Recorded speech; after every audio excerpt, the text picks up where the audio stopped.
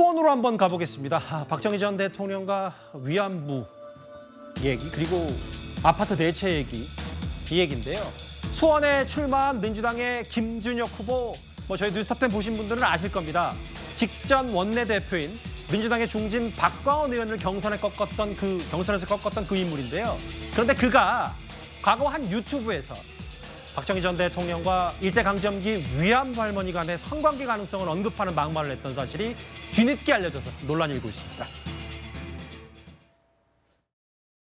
이재명 또 정조 두 분 모두 다 개혁가 아니겠습니까? 이재명이라고 하는 개혁가와 정조라고 하는 개혁가가 만나면 어땠을까? 이제 이런 생각도 해봤고요. 정말 그 홀로 노력 끝에 대통령 후보가 됐다. 이거에 사실 저는 굉장히 충격을 받았어요. 그래서 이 사람의 이야기를 내가 좀 써야 되겠다. 백성들과 엄청난 소통을 합니다. 성남시장 시절에도 시장실을 개방을 했잖아요. 그죠? 정조와 이재명 대표를 빗댄 것 때문에도 경선 과정에서 여러 가지 얘기거들이 나왔던 바로 수원 김준혁 후보 얘기인데 5년 전 한 유튜브 방송에서 이런 얘기를 했더라고요. 박정희 전 대통령 위안부 상대로 성관계 가능성이 있고 글쎄요. 더 제가 읽는 게 무슨 의미가 있는지 모르겠습니다만 본인이 과거에 한 유튜브에서 했던 발언 유튜브라는 그 플랫폼 자체가 자유롭다 하더라도 기본적인 사실관계에 대한 논평이나 얘기를 해야 되는데 일단 이현정 의원님 이거 어떻게 보셨어요? 자, 김준혁 후보는 한신대 역사학과 교수 출신입니다. 역사학자입니다. 자, 그런데 역사학자라고 하면 뇌피셜로 이야기하는 게 아니지 않습니까? 그럴 것이다, 그럴 것이 쉽다 이런 걸로 이야기하는 게 아니라 객관적인 고증과 자료를 통해서 근거를 통해서 이야기를 해야 되는데요. 자, 전 처음 들어본 이야기입니다. 박정희 전 대통령이 위안부와 성관계를 가졌다는 이야기가 도대체 어디에 나오는 거죠? 어떠한 역사적 근거로 이게 증명이 됐죠? 아니 역사학자라는 분이 이런 식으로 이야기를 하면 이거는 제가 볼 때는 역사학자가 아니죠. 본인이 지금 이재명 대표가 정조 같다 등등 책을 써서 상당히 눈길을 들어서 박광원 원내대표를 저는 제치고 공천이 됐는데 근데 이분의 역사학자 수준이라는 걸 보면 정말 기가 막힙니다. 그러니까 자기가 믿고 싶은 거, 이야기하고 싶은 거를 그냥 이야기하는 게 아닌가. 그 어떠한 역사 자료로도 저는 이걸 들어보지 못했습니다. 아마 이거 혹시 있으신 역사학자들이 이야기를 해주셨으면 좋을 것 같은데. 근데 이런 방식을 통해서 이거는 완전히 사자에 대한 명예훼손입니다. 명백한 사자에 대한 명예훼손이에요. 자, 박정희 전 대통령이 만주군 군관학교를 졸업했다는 것은 그거는 역사적 사실이지 않습니까? 예. 그런데 그것과 위안부와 성관계를 가졌다는 것은 도대체 어디에 근거를 하고 있는 것인지 그러니까 본인이 아마 명백하게 밝게 될 겁니다. 그렇지 않다면 이게 2019년도에 했던 이야기고 또 그 다음에도 여러 가지 이야기도 있는데 정말 이런 방식으로요 역사학자가 역사를 왜곡하고 또 자기중심적으로 해석하는 사람이 저는 과연 공직 후보에 자격이 있는지를 의심할 수밖에 없고 이거는 법적으로도 굉장히 저는 문제가 되지 않을까 싶습니다. 법적 문제 소지도 있다. 비판을 할 수 있고 본인의 그 논점도 자유일 수 있습니다만 전직 대통령 위안부 상대로 성관계 가능성을 했다. 밤마다 여고생들까지 불렀다. 이런 박성미 서가님. 물론 공천 과정에서 모든 거 하나하나 다 들여다볼 수는 없는데 그렇다고 그게 공천에 어떤 영향을 미칠지도 저도 민주당 사람이 아니니까 잘 모르겠습니다만 이 정도의 과거 유튜브 발언에 대한 수위는 어떻게 생각을 하세요? 사실 이 방송이 아마 2019년 2월에 방송이 됐던 것으로 알고 있는데 당에서 검증을 할 때 이 부분을 아마 모르고 있지 않았을까라는 생각이 있습니다. 짚어주신 대로 검증의 현실적인 한계도 아마 있었을 것으로 예상이 되고요. 다만 제가 아쉬운 것은 이제 사실은 상당히 수위가 높은 발언이고 본인도 그때 발언을 할 때 내용을 보니까 저렇게 이야기를 하고 옆에서 진행하시는 분이 진짜요? 라고 되물으니까 정확히는 알 수 없지만 그럴 가능성이 있지 않겠냐라고 이야기를 하면서 추정의 발언을 하시더라고요.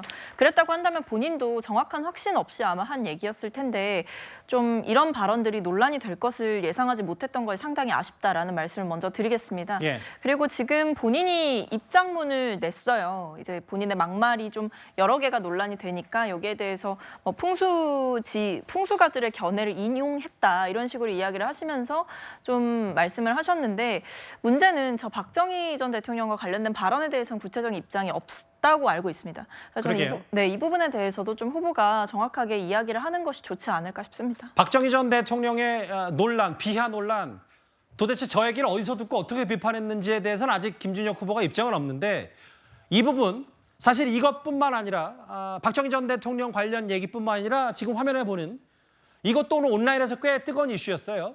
근데 이거는 김준혁 후보가 조금 전에 직접 해명을 내놨습니다. 정조가 사도제사 묘소 수원으로 옮기는 당시 지금 수원이 본인 이번에 출사표던 지역구이기 때문에 수원 화성을 여성의 땡땡땡이라고 이 표현에 대해서 김준혁 후보 이렇게 얘기했어요. 이거는 본인의 얘기가 아니라 과거 풍수지리가의 견해를 이용한 것이고 발언을 현대적으로 시각하고 해석했다. 여성 비하, 성희롱으로 매도하지 말라고 하면서. 근데 물론 아까 박성민 비서관도 언급하셨다시피 앞서 저희가 짚어봤던 박정희 전 대통령 관련 얘기에 대해서는 추가 해명이나 설명은 없었습니다. 어떻게 보셨어요, 정혁진 변호사님? 일단은 제가 기사를 봤더니 김준혁 후보가 박정희 대통령 관련해서 위안부 할머니만 언급한 게 아니고 예. 박정희 전 대통령이 사범학교 출신이잖아요. 예. 문경초등학교 교사를 했었잖아요. 맞아요. 뭐 학생과도 그런 관계에 있었을 것이다라는 이야기까지 했다라고 하니까 제가 봤을 때 김준혁 후보 머릿속엔 그 생각밖에 없는 것이 아닌가 저는 그런 생각까지 들고요. 그다음에 여기서 누가 소환이 될 수밖에 없냐면 정진석 의원이 소환될 수밖에 없어요. 정진석 의원이 1심에서 유죄받았다라고 해가지고 난리 나지 않았습니까? 실형 6개월을 받았어요. 그 범죄 혐의가 뭐였냐면 사자 명예훼손죄였는데 그때 누구의 명예를 갖다가 훼손했느냐? 노무현 전 대통령의 명예를 훼손한 거예요. 그래서 그 민주당이 이번에 정진석 의원이 공천된 걸 보고 뭐 2차 가해다 이런 이야기까지 했었는데 예. 근데 그때 정진석 의원이 뭐라고 이야기했냐면 단순히 그 노무현 전 대통령과 권 여사가 부부싸움을 했다. 그 노무현 전 대통령 세상 뜨시기 전날 뭐 그런 이야기 했다고 해가지고 사자 명예훼손죄로 징역 6개월까지 실형까지 박병석 판사가 때렸었는데 거기 그 이야기하고 박정희 전 대통령 뭐 저런 이야기하고 같은 평면에서 비교할 그런 게 되겠습니까? 만약에 지금 뭐 그런 식이다라고 하면 저거는 법정 구속감이 아닌가 사자명예훼손죄로. 그래가지고 제가 봤을 때는요 박근혜 전 대통령이나 이제 박정희 전 대통령의 그 유족들이 이런 부분들은 반드시 문제를 삼을 수 있는 것이 아닌가, 문제를 삼아야 되는 것이 아닌가 싶습니다. 다만 이제 비판하시는 과중에 머릿속에 그것만 있는 거 아니냐는 뭐 단언할 수 없으니까 그 부분은 좀 순화하도록 하고 국민의힘에서는 민주당 후보 김준혁 후보를 가리켜서 막말, 그릇된 역사관, 기본 탑재해야 하나 본인은 이걸 인용한 거라고 했는데 그리고 여성 비하, 성희롱으로 매도하지 말라. 근데 잠시만요. 그 아까 정혁진 변호사께서 그 법적 이유도 문제가 있다. 사자 명예훼손 얘기를 하셨기 때문에 저희 여기 그래픽에 아까 박정희 전 대통령을 언급했던 김준혁 후보의 말 한번 다시 보여주실 수 있을까요? 감사합니다. 장현주 변호사님. 네. 이게 모르겠어요. 어떤 주체가 되는지. 다만 이거는 본인이 인용한 게 아니라 김준혁 후보가 박정희 전 대통령이 과거에 이런 행각을 벌였을 거라고 비판하면서 추정하는 결과인데 사실을 기반해서 한 것처럼 보인다. 법적 문제가 있다는 정혁진 변호사 생각 어떻게 보셨어요? 사실 이 부분 특히 이제 사자에 대한 명예훼손죄 같은 경우에는 또 여러 가지 쟁점들이 있는데요. 만약에 이제 정말 유족들이 법적 조치를 취하시게 된다라고 한다면 그때는 또 수사기관이 이 부분을 판단해볼 문제다라고 생각은 듭니다. 결국 추정의 부분이냐 또는 이제 사실관계를 기반으로 해서 허위 사실이 들어있느냐 이 부분이 가장 큰 쟁점이 될 텐데요. 예. 그렇다라고 한다면 또 수사기관에서는 허위인지 아닌지 이런 부분까지도 확인을 해야 되는 또 수사 그런 과정들이 있습니다. 그런 부분들이 쟁점이 될 수는 있겠지만 일단 김준혁 후보로서는 본인이 했던 그 발언에 지금 일부가 따서 나와져 있는 것이기 때문에 이제 전체적인 발언에 대한 이야기들 왜 저런 얘기가 나오게 됐는지 이런 맥락들 이런 부분까지도 전체적으로 보면서 수사가 이루어지기 때문에요. 예. 이 부분은 만약에 유족들이 뭔가 법적 조치를 한다라고 한다면 수사기관에서 따져볼 문제다라는 생각 듭니다. 그 수원정 김준혁 후보 상대 후보는 국민의힘의 이수정 후보입니다. 그런데 얼마 전에 김준혁 후보와 이수정 후보 이 후보의 재산을 두고 공방을 벌인 적이 있습니다. 제 배우자와 저는 전문직에서 정말 성실하게 25년 이상, 배우자는 거의 한 30년 정도를 근무했습니다. 현재 배우자는 변호사 로펌에서 파트너로 일하고 있고, 그리고는 전주 이씨 종손이라 조상으로부터 물려받은 재산도 많이 있습니다. 저는 철저히 지금 현재 살고 있는 집과 재개발을 위해서 30년 동안 가지고 있는 집이 지금 모두 사실은 멸실된 상황입니다. 그렇게 서울에 부동산 많이 갖고 계신 분이라면 강남에 출마를 하지 왜 수원에 출마를 하신 거냐, 이게 제 질문이었고요. 대전의 선산이고 할머니가 물려주신 집이고 그런 것들이 많이 있어서, 그러면 저는 대전에 출마를 해야 합니까?